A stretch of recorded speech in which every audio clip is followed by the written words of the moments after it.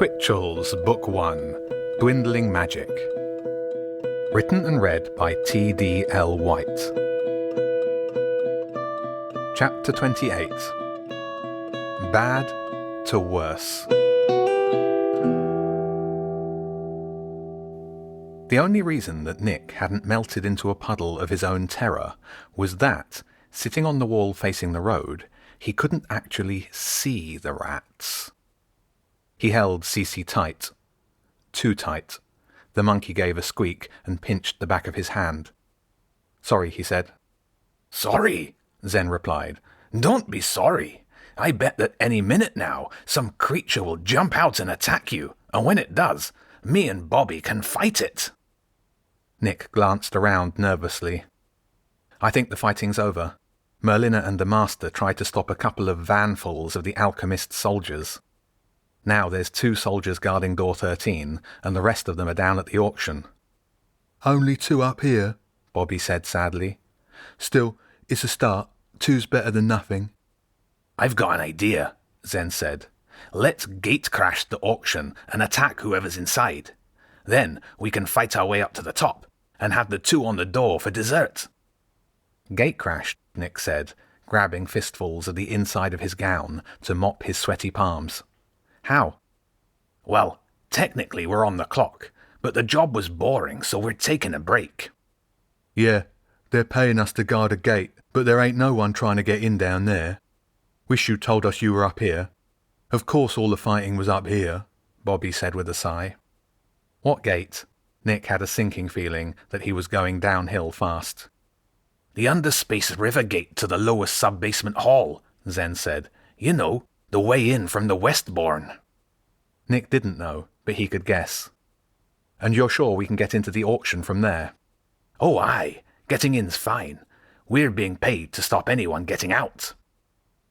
If his whole body and mind hadn't been screaming at him to run away, Nick might have imagined he was feeling more comfortable being around the 2 rats. Cece, warm and soft and decidedly non-rat-like, was the only thing keeping him from panicking. He checked his phone. Still no reply from Jenny or Ralph. They were deep under the Albert Hall, and there might still be a chance to get them out before the alchemist soldiers got to them. "So," Nick forced himself to stand up, but didn't turn around. "We can sneak in via the underground river, rescue Elf and Jenny, then sneak out again?" "Well, I mean we could sneak," Zen said, sounding a little unsure. "Or we could smash our way in and fight them out." "Let's sneak first," Nick said quickly. "I'm sure there'll be plenty of fighting after." "Suit yourself," Zen said. "This way. Keep close. Getting lost in the underspace passages isn't something I'd recommend to anyone." There was a rustling behind Nick as the rats scurried deep into the bushes. For a moment, he was simply sitting on a wall near the Albert Hall with the monkey in his arms. Then Cece wriggled free, pointed enthusiastically behind him, and tugged at his hand. "You go first. I just need a moment." Cece shook her head. "No, you're right. We'll go together." He took a deep breath, turned around, climbed over the low wall, and followed the 2 rats into the darkness between the leaves. At least the absence of light meant that Nick couldn't see the 2 creatures of the night leading him into unknown spaces beneath London. It also meant he kept bumping into things as he crawled between the bushes. Cece had it easy, scampering around with ease, sometimes beside him, sometimes in front or behind. "Come on," Bobby said jovially. "We don't want to miss out on any more fighting." "Grab the end of my pike," Zen called back. "I'll guide you. It'll be easier than watching you fumbling around like a drunk pigeon with its head on backwards." The wooden end of the pike nudged into Nick's right shoulder. He took it awkwardly, now crawling with only one hand. But Zen was right. It kept him on track, and soon the leaves and earth gave way to a narrow brick tunnel. Or, as Nick found his head and shoulders scraping along the top while his knees were grinding against the bottom, it was less of a tunnel and more of a pipe. Old bricks tightly laid and sloping steeply downwards. Some of them crumbled at his touch, the result of centuries of erosion from water and frosts. "Watch your head. This place wasn't built for the likes of you, Zen said, too late to be of much use. Hang on, there's a torch up here I can light. Don't, Nick snapped. You like the dark, eh? The rat sounded impressed. Better keep a hold of the pike then. And it was in this manner, in the pitch black, being led by touch, that Nick descended through the layered strata beneath the Albert Hall. Bricks turned to flagstones, cold and hard, polished smooth by something other than the elements. Feet, perhaps, though judging by the low roof, more likely paws and claws. To even the impact of his palm against stone, Nick found himself frequently swapping the hand that held the pike. His skin throbbed, his trousers had holes in both knees, and his back ached from crouching. There were enough twists and turns that he lost all sense of direction. Drafts continually spilled in from tunnels off to the side or up above. A pitch-black maze. He gripped the pike tightly. Then the walls and floor changed again. Still rock, but now sandy, with no discernible flagstone edges. Perhaps this was the bedrock the city was built upon. The tunnel levelled out, and Nick stood up, arching his back and shaking out his cramped legs. A sound echoed through the darkness, like distant motorway traffic, but it couldn't be traffic. "Is that the river?" Nick asked. Aye, the Westbourne, but we won't see it. We're parallel. Not far now. Unfortunately for Nick, a newfound glimmer of light gave the two rats a silhouette. He'd almost forgotten what they looked like, how they moved. He pulled his hood down and stared at his feet as he walked. Even then, Zen's thick, scaled tail swayed into view every few steps, like a curious snake intent on unsettling him. All right, we're there. Zen slowed. Now, just keep quiet and this'll go smooth as a pebble. Nick looked up, which was a big mistake. In the flickering yellow light of burning torches, a mismatched platoon of hideous-looking rats lounged around on the steps leading up to an iron gate embedded in the rock. Nick froze. Ratoon, maybe, or a Ratalion? Each rat armed and more dangerous than the next. Axes, knives, swords of all kinds. One had a hammer, a regular human hammer, its head encrusted with something black. Or at least it looked black in the torchlight. He felt a tug on the pike, and Nick looked straight down again. "What we got here, lads?" one of the rats sneered.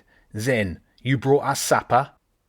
Cece, who had been walking ahead between Zen and Bobby, jumped back into Nick's spare arm in a move that was both comforting and unnerving in equal measure.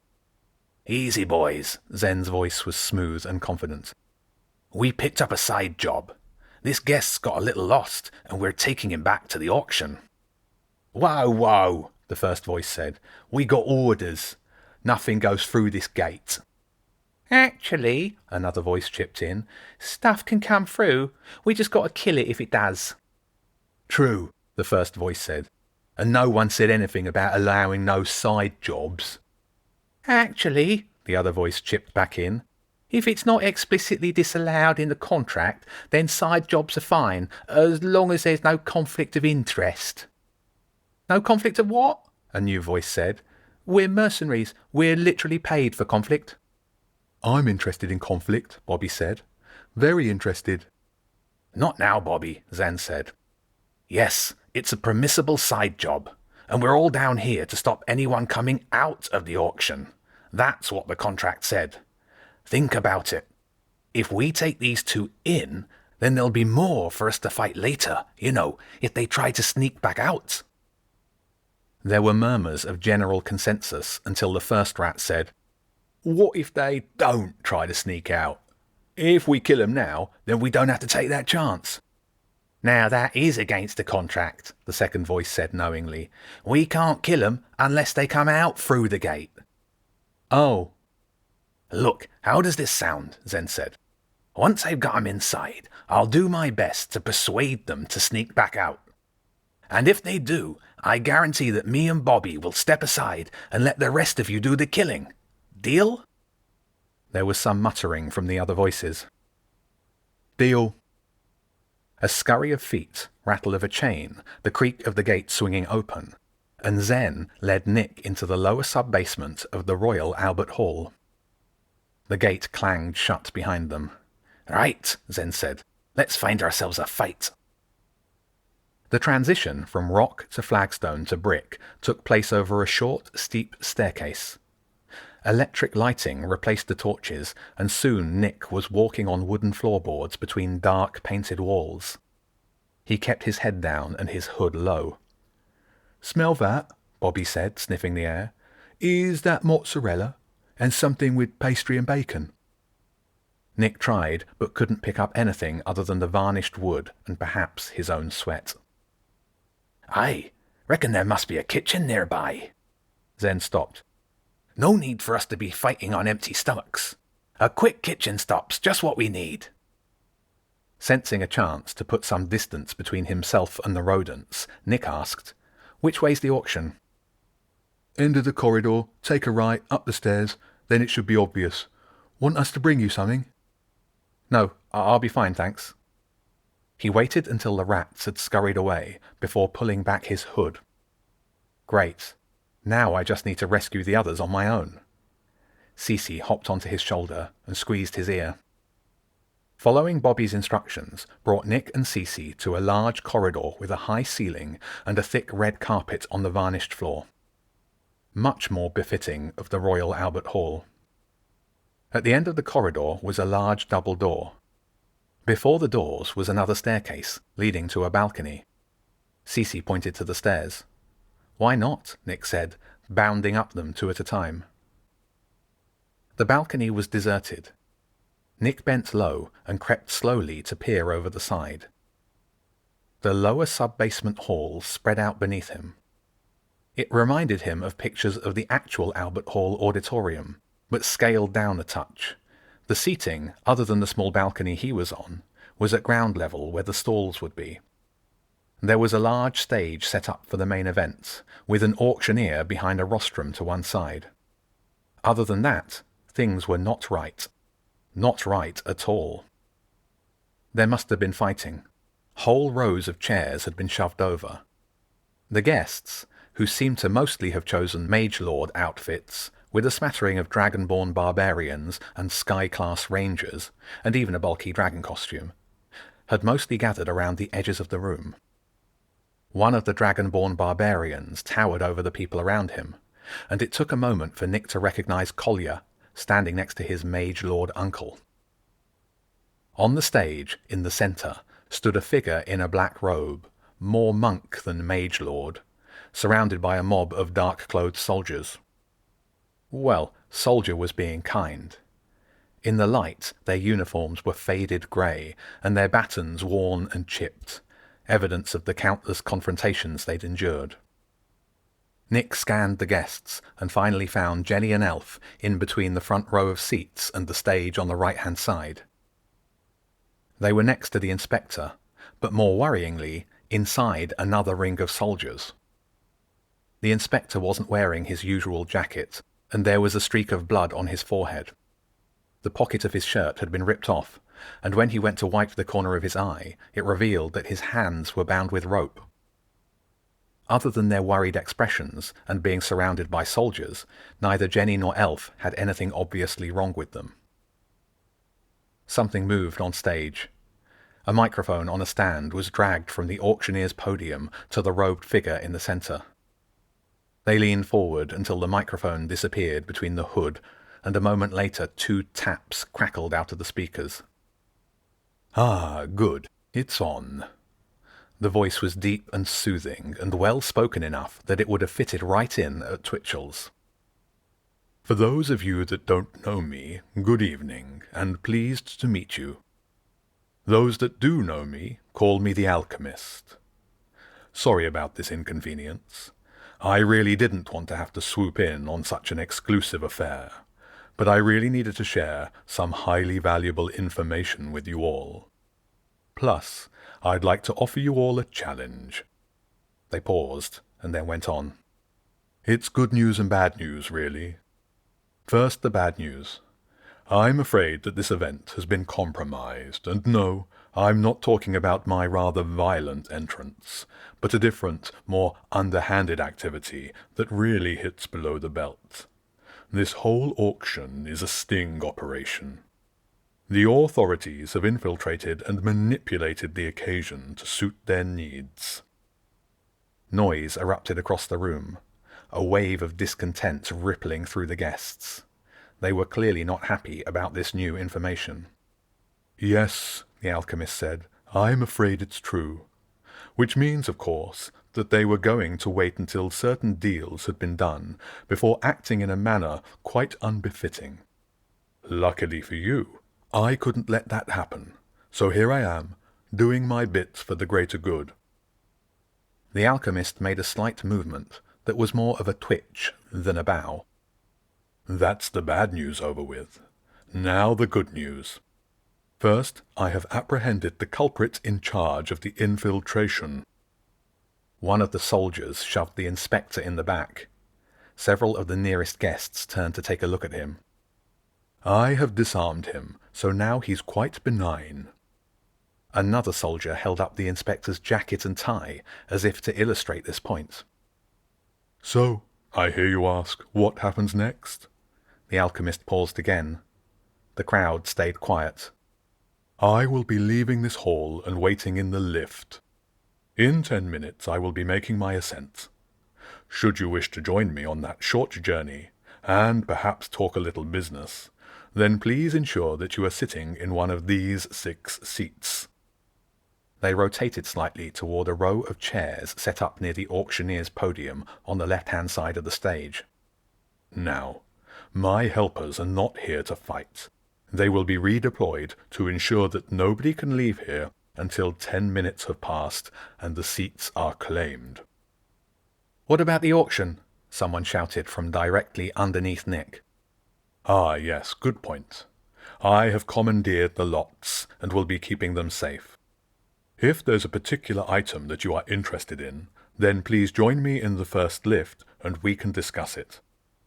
Nobody seemed happy about this, but there were no verbal objections.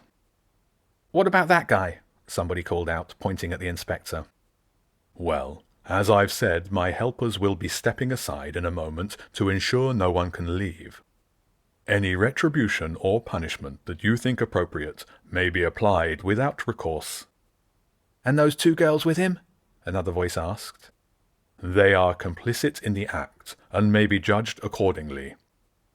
They're nothing to do with this, the inspector shouted, and you know it. My dear fellow, the alchemist said, do not blame me for your own shortcomings. Why not just kill us yourself? Elf shouted. Are you a coward as well as a thief? The alchemist paused for a moment and rotated toward Elf. You are nothing to me. If you live or die, that is the will of the guests. And if we join you in the lift, Elf spat, can we talk business then? I think you underestimate your opponents. The alchemist turned back to the room. These are some of the most ruthless cutthroats in the land, who have risen to where they are by cunning and by venom. Not to mention how exceptionally smart they are looking tonight. Makes me wonder how many of them smuggled weapons in with them, despite the efforts of the security team above ground. The alchemist left the microphone and walked to the back of the stage. It was a strange, almost mechanical shuffle, one foot slowly in front of the other, until they disappeared through a side door. Then the soldiers started moving, more organized and efficient than their appearance suggested, some following the alchemists and others working their way to guard the exits to the hall. And finally, the soldiers surrounding Jenny, Elf and the inspector walked away, leaving them unprotected near the edge of the stage. For a moment, everything was calm and quiet. And then, as if responding to a silent starter's pistol, chaos erupted from the crowd.